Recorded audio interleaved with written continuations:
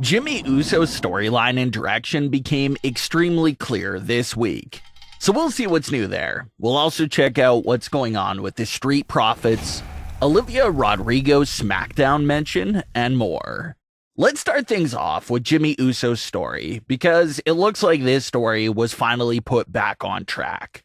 For weeks following Jimmy's heel turn at SummerSlam, his story and direction was extremely questionable. A lot of fans had issue with Jimmy wanting to rejoin the Bloodline after all the events of the Civil War.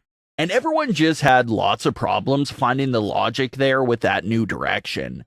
How could Jimmy want to go back under Roman's power after everything they've been through and fought for over the last few months? And the answer to that question and all the other fan concerns about the storyline were finally all addressed on the September 22nd edition of SmackDown.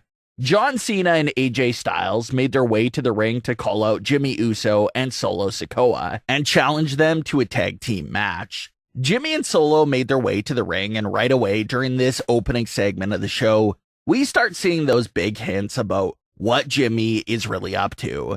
Jimmy and Solo were reunited and both came out to Jimmy's theme song. And when Jimmy and Solo were both standing on the canvas, about to enter the ring with John Cena and AJ Styles, it's Jimmy Uso who jumps down first to retreat, and Solo Sikoa slowly follows his lead right after that. So even without any words being spoken or much action going down, that moment there between Jimmy and Solo paints the picture to us pretty quickly. In the wake of Roman's absence, Jimmy Uso has gained full control of Solo Sikoa, and that's what's left of the Bloodline. Jimmy has snatched up the short calling abilities and is now running with the leadership of the Bloodline, which pretty much could have been his plan from the very start. Roman has been gone ever since the week after SummerSlam, and his absence has left Solo Sikoa and Paul Heyman in the state of absolute limbo, because Roman isn't there to call the shots, and they have to call him over the phone every single time something comes up. And although Paul Heyman seemed okay with those conditions, Solo Sikoa definitely seemed like he was getting a bit annoyed with Roman never being around. So what happened after that? Well, Jimmy Uso came back. He saw the leadership opening, and he instantly snatched it up, and is calling the shots for Solo Sikoa and himself, without going to Roman Reigns for any sort of approval. And this is a theme that will continue with Jimmy for the rest of the night. Like when Adam Pearce came to the Bloodline's locker room to tell them about the tag team match at Fastlane against John Cena and AJ Styles. Jimmy told Adam Pearce they'll be out there later in the night to sign that contract. Paul Heyman told Jimmy that those kinds of big decisions have to go through Roman Reigns first. But Jimmy didn't seem too worried and told Heyman to tell him whatever Roman says after they signed the contract. Even Solo Sikoa seemed very dismissive of Heyman's remarks and was locked in on taking out AJ Styles and John Cena without Jimmy.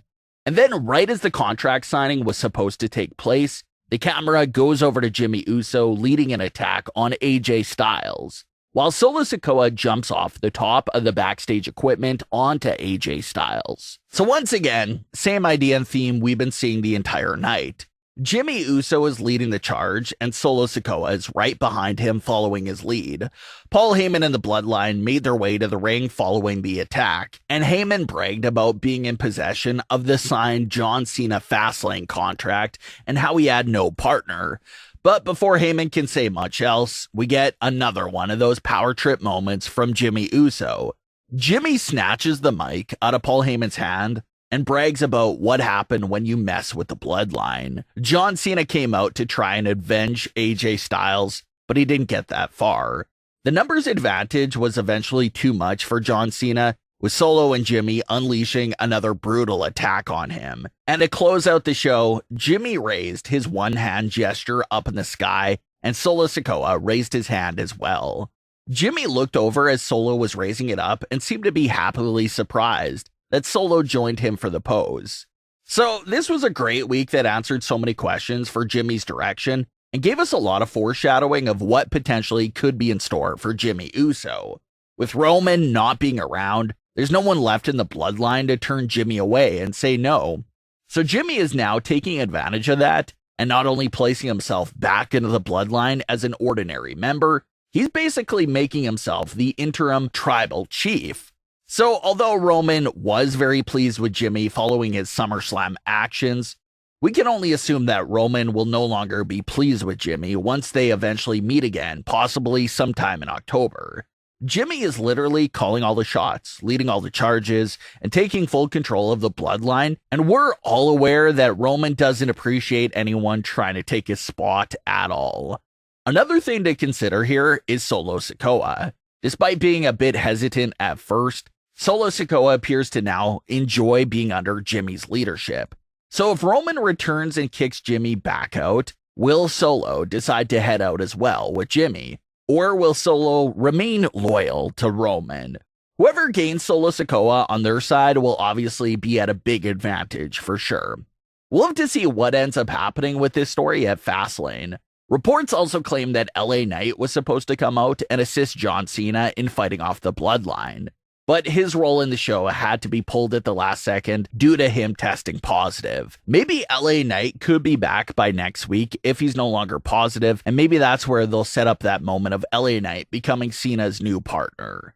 But be on the lookout for when it comes to this power trip from Jimmy Uso, because everything could be coming crashing down once Roman Reigns returns. Bobby Lashley and the Street Profits suffered their first major setback this week. Everything has been nothing but big smiles and sunshine for the newly formed trio in recent weeks. But the September 22nd edition of Smackdown saw the Street Profits suffer an embarrassing loss to the LWO, especially after Bobby Lashley even interfered and tried to help out. Bobby Lashley immediately walked away from the Street Profits and went up the ramp by himself. And in a backstage segment, Bobby Lashley even threatened to cut ties with the Street Profits and told them to return all the things he's given them if that continues. This trio doesn't appear like they'll actually be splitting up for sure. It just looks like this was more of a character developing loss for the Street Profits. They will learn from it and take their aggression and seriousness to a whole new level now after getting embarrassed like that. So expect to have more drastic changes from the Street Profits. It's something that no WWE fan really saw coming at all, but worldwide popular musician Olivia Rodrigo was name-dropped and mentioned on SmackDown this week. The mention came during Pretty Deadly segment. It was a segment focused around Elton Prince and his shoulder injury that he suffered a few months back. Despite being focused around a serious real injury, it was still a lighthearted and entertaining segment. Kit Wilson even opened up with that direct quote from Olivia Rodrigo, saying that it was brutal out here. So it's always great to see and hear these pop culture references and name drops on WWE television. It always makes you wonder if those celebrities could even be in line for a WWE appearance in the future. But what are your thoughts on today's stories? Leave your comments below. Don't forget to subscribe with all notifications on, and leave a like if you enjoyed. Thanks for watching, guys.